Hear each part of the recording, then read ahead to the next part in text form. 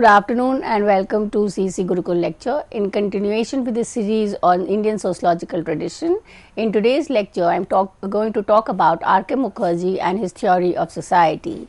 In his attempt to develop a theory of value, R.K. Mukherjee also gives us a theory of society, and his theory of society is kind of based on a combination of his social ecological theory, his theory of values, and his sociological theory. So, he kind of gives us an interdisciplinary approach in which the values and symbols have been borrowing from and lending to others. So, he is not creating kind of specialized zone of the study of ecology or the study of value, but he is kind of advocating an approach in which all of them are kind of interrelated to each other. So, the entire theory, that is the theory of ecology, theory of social value and sociological theory, he kind of terms it as a macroscopic or a general theory of society that unites various social sciences. So, when we look into his theory of society, we get to understand two things.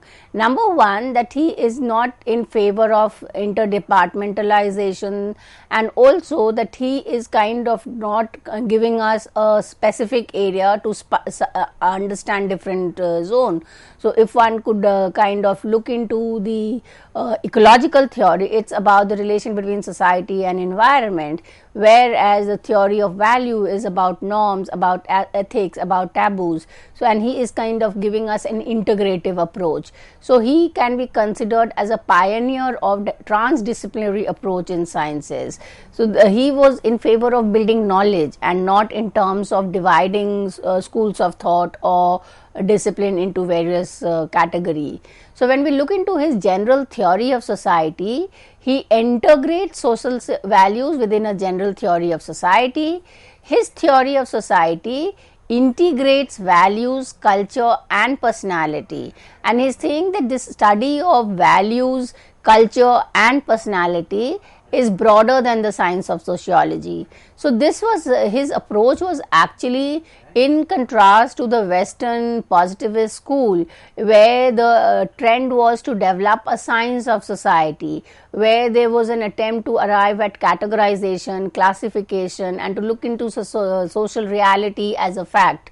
He is against it, and he was trying to give us an approach which was an integrated approach in which all element of the institution or society could be understood in relation to each other. So, attain his theory, he calls for a close integration of social sciences. He argued that only through collaboration of the science of life, of mind and society can a general theory be based. So, when we look into the collaboration of science of life, that is physical sciences, of mind, that is psychology and philosophy, and of society. So, the science of society could be sociology, economics and other social sciences, and he is saying that they all need to learn and from each other, borrow and give to each other in order to develop a holistic theory of society. So, why is he kind of giving us a transdisciplinary approach? Because of his understanding of what is society. Society, according to D.P. Mukherjee, is nothing but an organization and accumulation of values that define and govern the structure of personality. So, two criteria becomes important in his definition of society. One, the accumulation of value, and number two, it is the value which will define the structure of personality. So, depending on the value of a group which would be termed as a society, the people would be having a certain personality. So, he is giving us a kind of an elaborate understanding. If we go by the traditional understanding of society, it would tell us society is a group in which people are doing economic activity, political activity together. So, this is a broader definition of society. Society is not divisible, and an understanding of it can be obtained only from studying the habits. So, earlier approaches is kind of dividing society into traditional society, modern society, Western society, agrarian society, rural society. He is saying that it is not kind of divisible. Why? Because there are certain universal needs which is kind of common or which is universal in every society, and therefore what is required is to study the values. It is important to study the needs, the habits of the people, and these habits and needs are symbol of the society as totality. So, a society, in order to persist should regularly fulfill the supreme values of personality. So, along with his theory of value, he has given us a theory of personality. So, society is the sum, structure and function through which man orients himself to three dimension or level of his environment. So, as I already said in the beginning, his theory of society is a collaborating theory of value and ecology. So, this it is evident when he is defining or explaining what is society. What are the three levels in which human beings kind of relate to each other? Number one is ecological, that is the environment around the human being. Second is psychosocial, and the third is moral. So, society fulfills the basic requirement of sustenance, status and value fulfillment. So, it is that is the reason why he is kind of giving us a theory of value in order to develop a general theory of society, and here a general theory of society would imply that it is more or less similar in different contexts. So, the ecology, the psychosocial and moral are the three levels at which we can understand the emergence and existence of society. According to Radhakamal Mukherjee, a general theory of society is a comprehensive theory of social relations, values and behavior, which constitute the frame of reference for all the social sciences. So, that is the significance of his theory of value. The value is one criteria or one area which he thinks all social sciences can contribute, and therefore, it becomes kind of a transdisciplinary approach. Every society should have component outlined below. It must maintain an adequate level of subsistence to avoid imbalance, in the sense that the value should be such that there is some amount of resources which is required for subsistence of every member.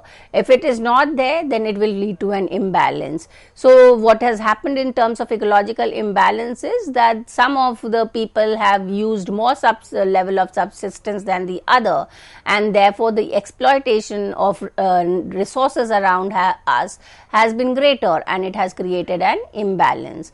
Number two, he says that the provision of satisfactory man-land balance and employment opportunity for the people. So, the man-land balance, which is now kind of in an imbalance, is that the population demography has increased, the percentage of men or people in comparison to available land resources had declined, and therefore, it is causing imbalance. So, this why is there an imbalance, whether it is an imbalance at the level of ecology or at the level of economy, is because the value system has not been nurtured. So, the stability of institutional order, which in turn rests on a set of well defined roles, status, rights and duty. So, every institution is based on certain structure, on certain roles, certain order, and that it is the functioning within these sets of roles and rights which the society maintains its balance. Every society must distribute its political authority and decision making power among the elite and masses in tune with the aspiration of community as a whole. So, while there is a equitable distribution of resources, he is saying that there should be some amount of egalitarianism even when there is a distribution of political authority. What generally happens in the modern society is that power and authority, economy kind of gets appropriated by the elite, and the masses are left to kind of be unemployed, lack of resources, and therefore it creates again an imbalance in the society.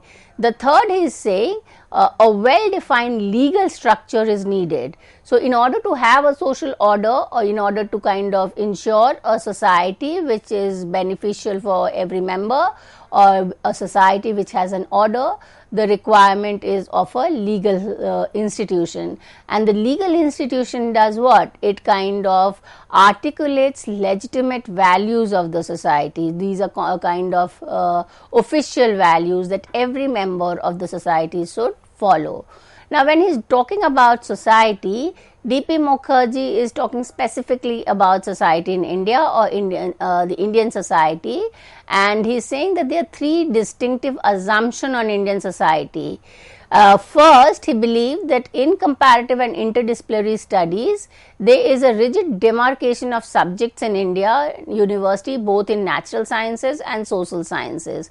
So, because he was in favor of transdisciplinary approach, he is saying that the study of society in India has not been as it should be. Is one of the reason was that there is too much of departmentalization, and not only departmentalization, there is an hierarchy.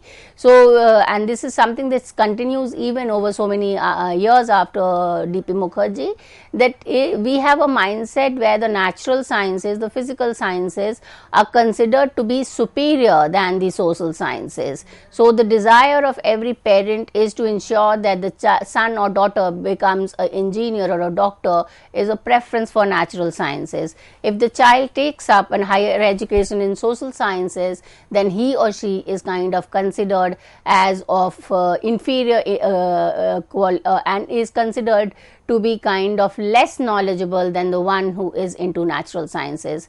And this mindset continues, and it determines the job pattern, it determines the earning capacity. So, if you are kind of taking on education into natural sciences, into engineering and medical colleges, then you tend up to get a better job and your earning is higher. And those who are taking up sciences in social sciences, irrespective of the capacity or intellectual merit of the individual, the job venues are low and the earnings are less. So, that is what he is talking about, that this is kind of interdisciplinary approach that persists in India. Second, according to R.K. Mukherjee, social values arise from basic social needs, contributes to the formation of social institution. So, why do we need values? We need values because we have certain needs, and in order to ensure that we are able to fulfill this need, we need a value. So, in order to ensure that family as an institution is formed and the act of reproduction and procreation is governed, we have values of kind of arranged marriages, or value of kind of marrying only after within the same caste and same community. Third, he argued for better understanding of region and regional balances to rebuild Indian nation and make it economically and politically strong. So, there are certain region which is considered to be ecologically or environmentally more productive compared to the other, and it was the task of the government, the task of the policy maker to ensure that there is a balanced regional development. Until and unless there is a balanced regional development, the economic and political progress of the nation would be incomplete. Fourth, he hoped for a better world order based on love, brotherhood and altruism. So, this is again his view against the Western model, where the society was moving towards individualism. There was a move towards economic profit, there was a move towards selfishness. So, he is articulating values which is based on brotherhood and altruism.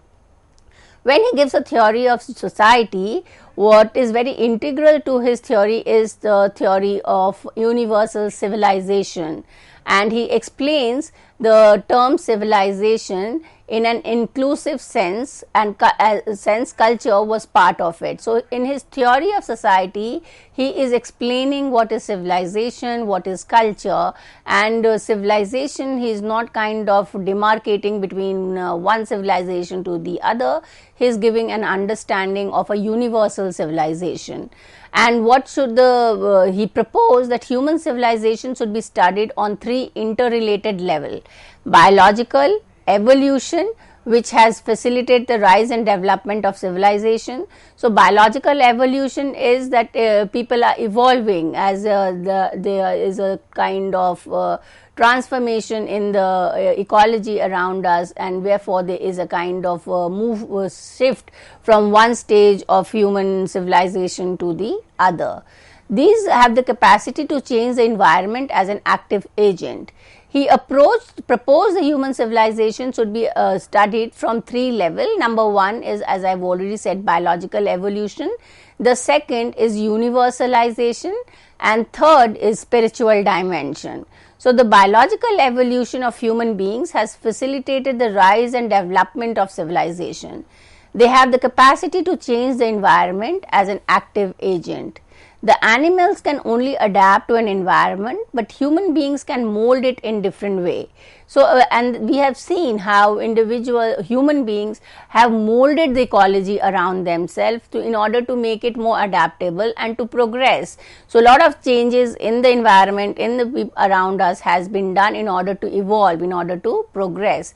The human being as a biological species are capable of overcoming competition and conflict and attain cooperation. So he is saying that this value is there in the individual themselves, whether they want to kind of go in for cooperation or whether they want to go for conflict. Now as biological species, they have this trend to ensure that there is more of unity and brotherhood rather than conflict.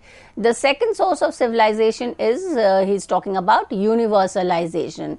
That is, there is certain kind of narrow feelings, individual liking, individual desires should be kind of considered as inferior to the universal values. So that is why he is talking about altruism, that it is important that people nurture the value of collectivity, the collectivity in the sense of belonging to a community, the sense of belonging to a nation, or also as a member of universe itself. So in the process, you have to develop, you have to nurture certain common values. So this common value or the collective value will subordinate the particularistic values. When we are there is a move towards individualism, he is advocating the desire to move towards community life, the desire to collective life, and this is a need for ethical universalism, which informs the unity of mankind. The third is the spiritual dimension. In this view, civilization has a spiritual dimension, and in that he said that because being spiritual, because taking recourse to religion, to mysticism, one can transcend, that is, certain values or which has become disvalued or leading to deviance can be given up through mysticism, through spirituality, and you can move on. So the moving up the ladder of spirituality by overcoming the constraint of biogenic and existential level. So if there is too much of individualism, if there is too much of greed, there is too much of violence, then it is suggestive that one moves towards spirituality, and the spiritual dimension will enable people to move out of the disvalue. So in this, art, myth, religion provides the impulse or the force to move upward. So rather than being more into the market, more into production, more into innovation, he says it is important to take recourse to art, religion, which would evolve individual to kind of develop the value of collective unity and mankind brotherhood. So humankind's search for unity, wholenessness and transcendence highlights the spirituality of civilization. So when he looks into the spiritual dimension, he kind of considers religion as a source of integration of society. So, he gives a significant importance to the institution of religion, and this is again an important contribution, because at the time that he is writing or contributing, the trend has come in for secularization. The trend was for moving kind of away from religion, and he is giving us a theory of society in which he is arguing that religion can be a source of integration of society, and he considered it as a powerful force of integration and a great source of value. In his work, The History of Indian Civilization, published in 1965, he dwelled on the concept of Dharma, which had both cosmic and social dimension. According to him, human action in India were always subject to authority and direction of Dharma, and therefore, if we kind of go into the Vedic age or to the early civilization, Indian society was kind of regulated by the divine, by the rules of Dharma. So, even a lot of sociological interpretation would tell that caste system is based on religious interpretation of the system. So, Dharma was an important institute to regulate the lifestyle of Indian society. Dharma stands for personal and social harmony, and it is a kind of a value system which emphasizes on the respect of tradition, compassion towards other, and equitable of just human behavior. So, in India, the religious conflicts are usually spontaneous outbursts that are invariable due to misunderstanding between different religious order. So, the interpretation of the religious text of across the different community has been kind of based on certain assumption. But what is very important in terms of R.K. Mukherjee's theory of society is that Dharma is a universal value irrespective of any religious practice, and all religion in a way tells us the value of unity and brotherhood. So, that is why he is saying that the religious could play in a strong, powerful force in integrating society in India. No Indian religion holds the view that it is the sole repository of truth. Now, again, this is a wider debate in terms of sociology of religion, where the understanding is that religion is not about truth, the search of truth. That is kind of not what is the objective of any religion.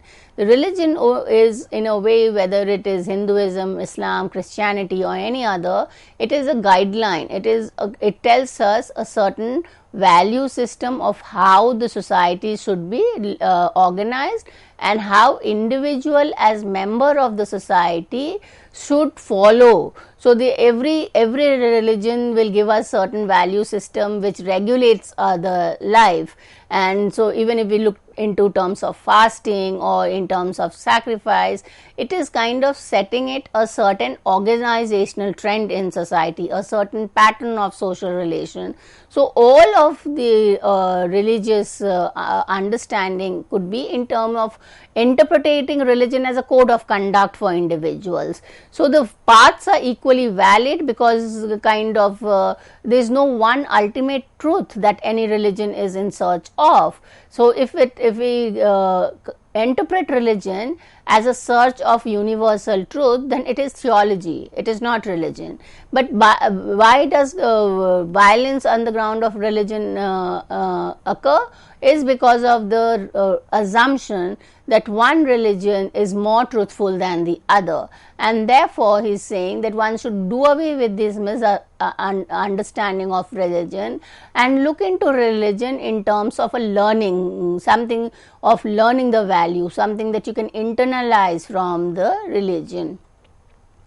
R.K. Mukherjee believed that social science had an obligation to fix the good and determine the value of society. So, in this context, he is trying to kind of be a little kind of an activist in terms of looking into social science as not only contributing to the development of theory, but also to the idea that as a social scientist or as a sociologist, one can not only kind of study and read and write, but also provide certain solution to the problems that are existing, and it is through their understanding of the value system that they can kind of provide an understanding of the good and the bad.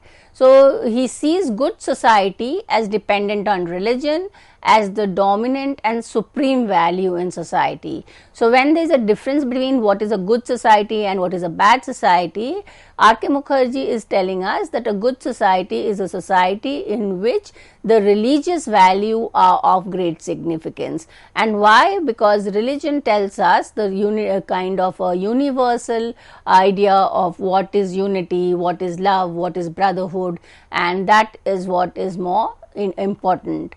So, he takes recourse to religious systems of values as solution to the disturbed ways resulting due to influence of Western ideas. As I have already said in the beginning, that there was this influence of Western influence on across and mainly in India, and much of the desire was to move towards Western society and degrade their own society, and that is where we could kind of understand that the development of modernity on rational, secular, scientific mindset was considered as appropriate for progress and development. Religion was seen as a hindrance to development, and this is something that he is negating, this is something that he is denying, and it is no way in which, if it is kind of religious, that it could not lead to development and would not lead to progress. So, he is in a way supports mysticism in social life. So, if we look into his idea of community, that is when he is giving us a theory of social community, he is talking about the types of social community, and he gives us 4 types. One is the crowd, the second is interest group, the third is commonality, and fourth is society. And this type of social community he is giving, why? Because there are difference in value system. Each community, the value system would differ. So, the crowd, the value system would be different from what it would be in the society or in the interest group. So, in contemporary society, he is talking about these 4 types of social community, and crowd was considered as the most unstable. Why is crowd considered as most unstable? Because the people who are part of the crowd do not have a common value system, and therefore it is unstable, and it would exhibit a primitive type of relation, because there is no sense of unity, there is no sense of brotherhood. So, therefore, he is saying that it is a society which is most unstable. Its action by primal emotion was destructive. So, crowd behavior, people generally see somebody else and start doing what it is. So, the crowd behavior is kind of mainly emotional.